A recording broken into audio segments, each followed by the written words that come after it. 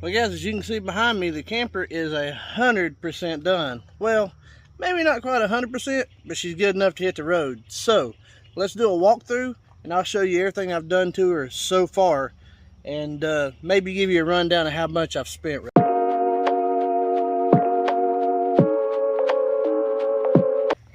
We'll just start at the front here.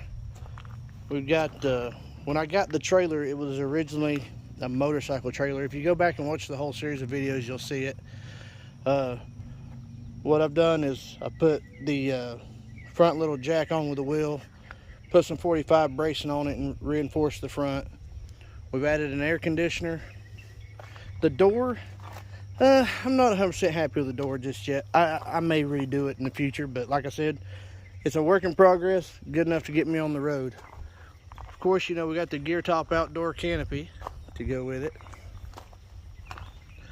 We put in this window here, you know, I built mine. Like I said, what I started with was an old motorcycle trailer that I got from a buddy of mine.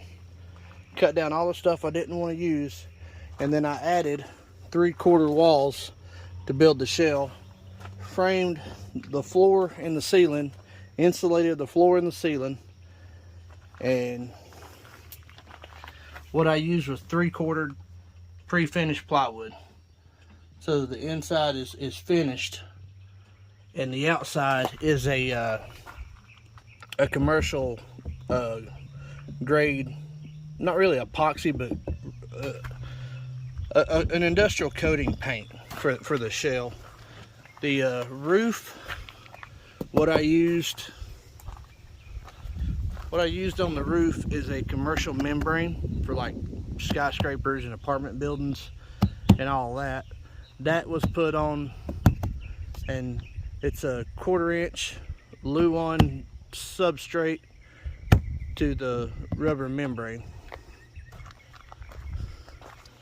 Moving on back, you see we got the PVC bunks from a kayak. We got a mushroom exhaust fan.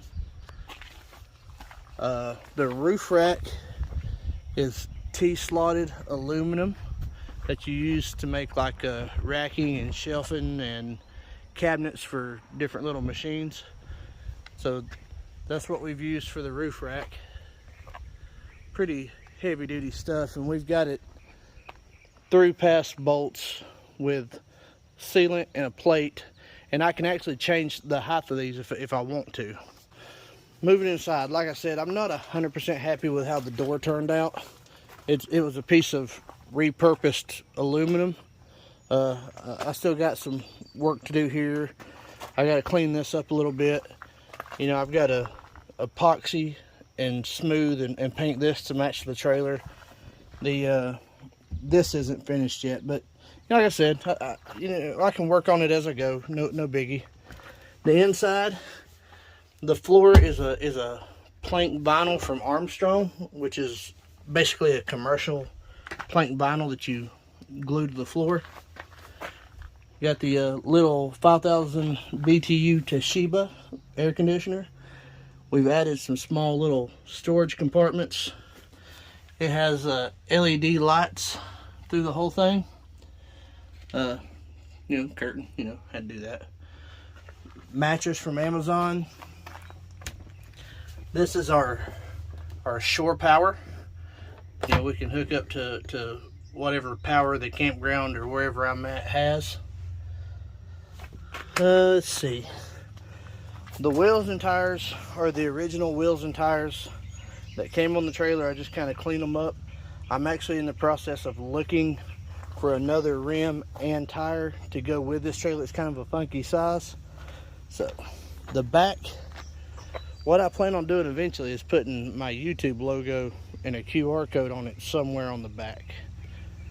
This side is pretty plain and wide open. I debated putting a window here, but once I had the window up, I wasn't 100% certain with it, so we didn't go with that. But yeah, that's the adventure square drop in a nutshell. Let me run down what everything costs for you so far.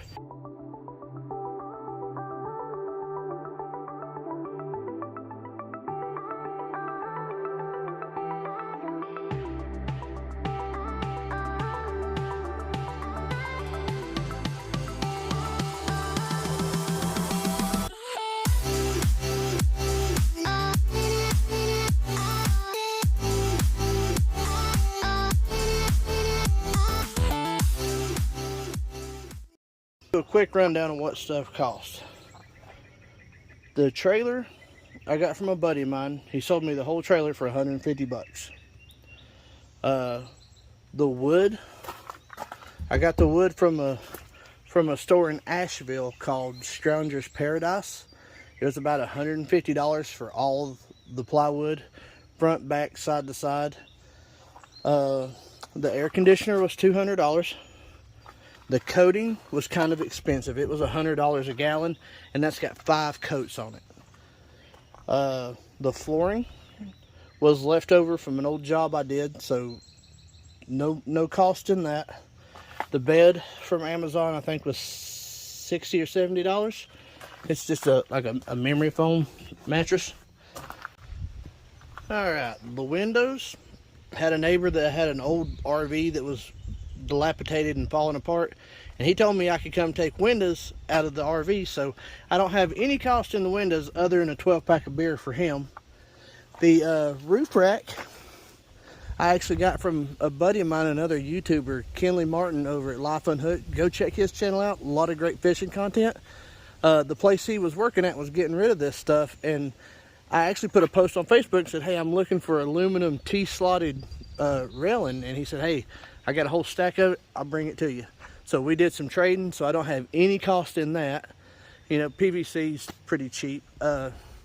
All the aluminum trim around the trailer to do all my edging.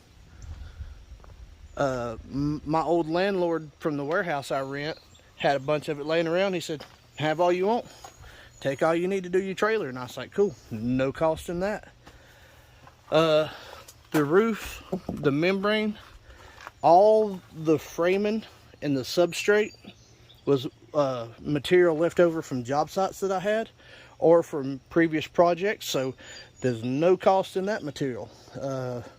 Labor, I've done everything. I've did everything on this trailer from the front to the back except for a little bit of welding, because I promise you I am not a welder. The wiring for the taillights is not finished. I still need to wrap them and finish that, but the wiring harness I already had from another trailer project. A buddy of mine actually gave me the taillights and the wiring harness a long time ago from my other trailer, so those were free, no cost in those. Don't like them, want to redo them, but they get me on the road for now. The gear top canopy that now travels with this trailer, I have no cost in that. The company sent me the canopy to do a review on and let me have the canopy for doing the review.